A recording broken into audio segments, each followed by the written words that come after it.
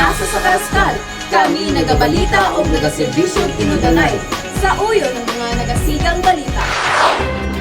Gisugdan ang isa ka bag-ong drainage project sa Karaskal National High School aron masulbad ang pagbaha tungod sa pag-ulan. Grabe kadagan ang basura nga didagsa sa baybay sa Barangay Bunot. Nga nakapasol sa mga residente ug nakahatag og kadaot sa kahimsog ug palimot. Mga kaigsunan, hapit na magsugod ang pinakagihulat-hulat nga Provincial Athletic Meet 2025. Nagkapirmahan o nagkasinabot ang Pilipinas ug Japan para sa dugang nga suporta sa maritime security. Ilabi na sa South China Sea nga usa ka mainit na isyu sa kalibutan. Ang mag-asawa nga kontraktor nga sila Sara ug Curly Vizcaya, hingon nga naay sila na ilan ng mga tawo. Napuno apil sa korupsyon sa mga proyekto sa flood control sa gobyerno. Sa balita o pahibalo, alerto kami. Kalihukan sa Karaskal, Nakatutok sa balita, CBN. Maradzaw na adlaw Karaskal, Kini si Gwyneth Cotares. ug ako si Barijan Rubantes. Magahatod kaninyo sa mga balita karon orasa. Gisugdan ang isa ka bag-ong drainage project sa Karaskal National High School aron masulbad ang pagbaha tungod sa pag-ulan. Gireport kini ni Risha P. Iradel. Aron masiguro ang mas maayo ug walay bahang magyan sa Karaskal National High School, gitapos kini tungod sa kanunay nga pagbaha na nakaapekto sa mga estudyante ug mga maestra. Ang drainage system magdala sa tubig ulan palayo sa mga gihan, mga classroom ug palibot sa eskwelahan aron malikiyan ang peligro sa aksidente ug mga sakit nga dala sa baha.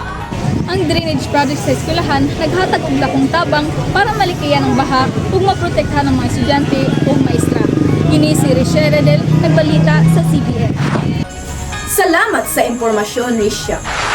Grabe kadagan ang basura nga nagtapok sa baybay sa Barangay Bunot nga nakapahasol sa mga residente ug nakahatag og kadaot sa kahimsog ug palibot. Gireport kini ni Archie Olvida. Mga radyong adlaw sa tanan, aniya kita karon sa baybay sa Barangay Bunot, diin makita nato ang grabe kadagang basura nga nagtapok.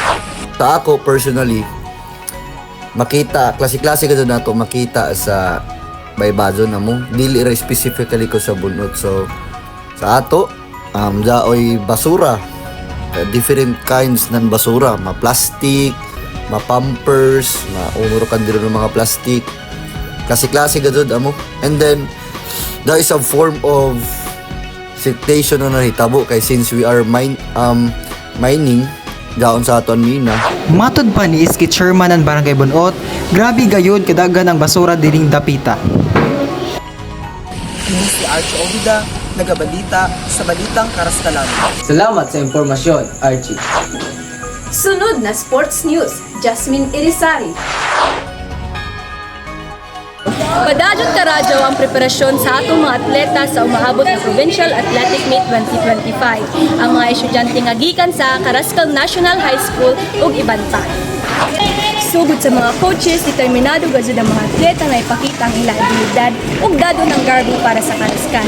Kada adlaw nila ginahimo ang training ug conditioning para sa umaabot nga pa. Suportahay ang atong mga atleta samtang nagaandam sa umaabot nga Provincial Athletic Meet 2025. Kini si Jasmine Irizarry, nagabalita sa CBN. Ginahandaan gayud karong pam ng mga atleta. Salamat kaayo, Jasmine, sa paghatag og pahibalo nga ato ang mga atleta ga-preparar na. Awa nga kontraktor nga sila Sara ug Curly Vizcaya, hingon nga naay sila na ilan ng mga tawo. Napuno apil sa korupsyon sa mga proyekto sa flood control sa gobyerno. Nagkapirmahan o nagkasinabot ang Pilipinas ug Japan para sa dugang nga suporta sa maritime security. Ilabi na sa South China Sea nga usa ka mainit na isyu sa kalibutan. Abangan nato sa sunod na balita.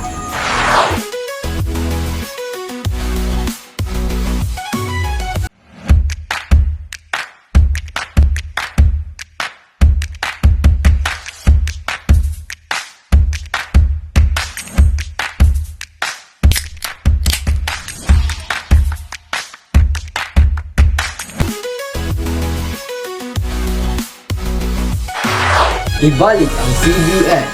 Japan, mutabang sa Pilipinas, aron masiguro ang kalinaw sa dagat. I-report kini ni Jane Cesar. Sa ilawom sa kasabutan, Maghatag ang Japan og bagong patrol boats ug training para sa Philippine Coast Guard. Any unilateral attempt to reshape the global order without the consent Gilatinginad dakong tabang kay ang dagat dili lang para sa ekonomiya, kundi usasab kini sa gihikanan sa pagkaon o sa baka panginabuhian sa daghang pamilya. Kini si Jade Cesar. Salamat Jade sa pagpahibalo.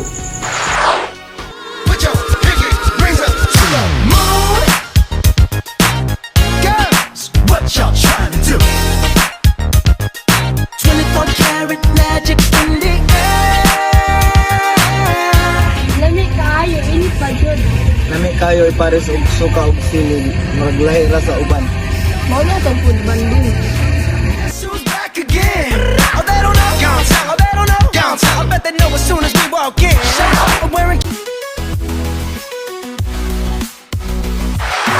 Isiniwalat ang mga umano'y korupsyon sa DPWH Flood Control Project. Gireport kini ni Joanna E. Sa hearing sa Senate Blue Ribbon Committee ni atong Lunes, ingon ang mag-asawang Diskaya nga andam silag mahimog state witness aron ipakita ang tinuod na sistema. Ingon pa ni Colonel Diskaya, balik-balik na gigamit sila sa mga naa sa pwesto. Kung dili mi mosugot, maghimo silag paagi. Daghan salamat sa impormasyon, Joanna. Ug mao kini ang mga balita karon adlaw. Kini si Gwyneth Cutares, Ug ako si Barinjan Rubantes, magpabiling tagabalita sa lungsod ng Karaskal. Kini ang Balitang Karaskalanon.